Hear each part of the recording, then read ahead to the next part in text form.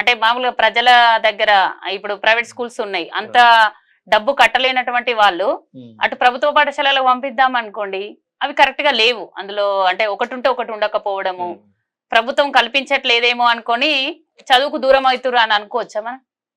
Absolute wrong madam, నా దృష్టిలో అది. ఉమ్, ప్రభుత్వ పాఠశాలల్లో అన్ని సౌకర్యాలు ఉంటాయి. ఉంటాయి. అక్కడ పనిచేస్తున్న టీచర్ ఉమ్, ఎన్ని అడ్డంకులను, అంటే అడ్డంకులు అంటే ఎన్ని పరీక్షలను ఉమ్, దాటుకుంటూ వెళ్తారు. ఒకటి అకాడమిక్ పరీక్ష పాస్ కావాలి, అవును. తర్వాత తర్వాత ఒక ట్రైనింగ్ ఉంటుంది, అది పాస్ అవుతారు. తర్వాత కాంపిటేటివ్ పరీక్ష కంటే ముందు టెట్ ఒకటి ఉంటుంది, ఆ ఉమ్, టెట్ పాస్ అవుతారు. అదే తర్వాత డిఎస్సి క్వాలిఫై కావాలి. అవును.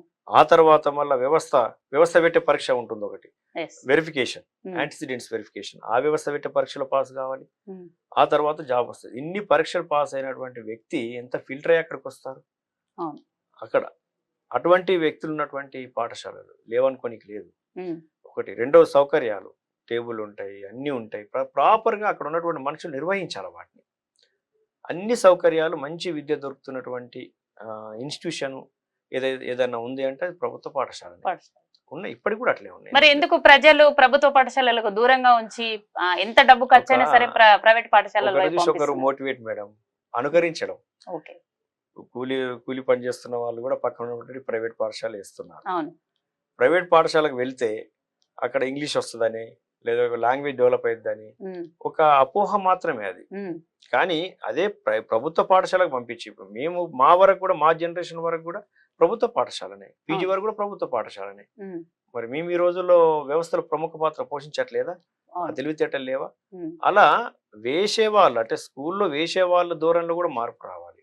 నమ్మాలి, వ్యవస్థ నమ్మాలి, ఉమ్, ఆ ఇన్స్టిట్యూషన్ నమ్మాలి.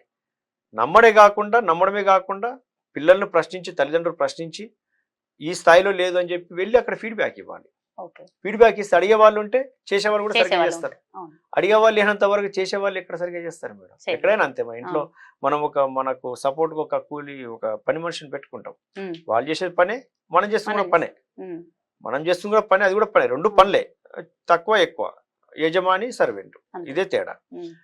ఆ సర్వెంట్ను అడగకపోతే కూడా సర్వెంట్ కూడా నాణ్యంగా తనకు చేయరు నచ్చినట్టుగా కదా. వేసుకుంటే వెళ్ళిపోతుంది. అంతే కదా. అదే ఇప్పుడు పబ్లిక్ సర్వెంట్స్, గవర్నమెంట్ ఎంప్లాయీస్ అన్నికి లేదు, ఉమ్, గవర్నమెంట్ సర్వెంట్స్ అనాలి వాళ్ళని. ఓకే. గవర్నమెంట్ సర్వెంట్స్, ప్రజా సేవకులు. ఉమ్, సేవ ఎవరిని ఉద్దేశించి చేస్తారు? ప్రజలను ఉద్దేశించి చేస్తారు. ప్రజలు వాళ్ళని అడిగితే వాళ్ళు చేస్తారు, సరిగా చేస్తారు. అడగాలి, ఓకే. అడగాలి. వాటి కోసము పాలక మండలిలాగా కొన్ని సంఘాలు ఉంటాయి. ఉమ్, అవి కూడా పర్ఫెక్ట్గా పనిచేయాలి. అక్కడ ఉన్న ఇన్ఫ్రాస్ట్రక్చర్ను ప్రాపర్గా యూజ్ చేసుకోవాలి. ఉమ్, యూజ్ చేయకపోతే యూజ్ చేయమని చెప్పాలి. ల్యాబ్స్ ఉంటాయి, కుర్చీలు ఉంటాయి, బెంచీలు ఉంటాయి, అన్ని సిస్టమ్స్. ఈ మధ్యకాలం సీసీ కెమెరాలు కూడా పెట్టారు ప్రాపర్గా నడవాలని. అట్లా ఇవన్నీ ప్రాపర్గా ఉన్నాయని ప్రజల్లో ముందు మార్పు రావాలి ఆలోచన విధానంలో, నేను కోరుకుంటాను. ఎందుకంటే మనం ఎట్లా వచ్చాము, వారు కూడా అట్లనే వస్తారని అనుకోవాలి. ఇక్కడ అవును. అనుకోకుండా మన పిల్లలే పంపించేస్తుంటాం. అవును. అనుకరణ అంతే. ఒకరిని చూసి ఒకరు ఎక్కడ చదువుతున్నారంటే ఇప్పుడు ఒక సోషల్ స్టేటస్ అయిపోయింది. నా అవును. పిల్లలు అందులో చదువుతున్నారు, ఇందులో చదువుతున్నారు. పెద్ద టెక్నో. ఇన్స్టిట్యూషన్స్ పేరు చెప్పడం Yes. కూడా ఒక సోషల్ స్టేటస్ అయిపోయింది. అవును. తోటి కొలీగ్స్ ఒక అటువంటి ఇన్స్టిట్యూషన్ చదివిస్తున్నప్పుడు నా పిల్లలు ప్రభుత్వ పాఠశాల చదువుతారు అని చెప్పుకోలేని పరిస్థితి కూడా ఏర్పడదు ఇప్పుడు. Yes.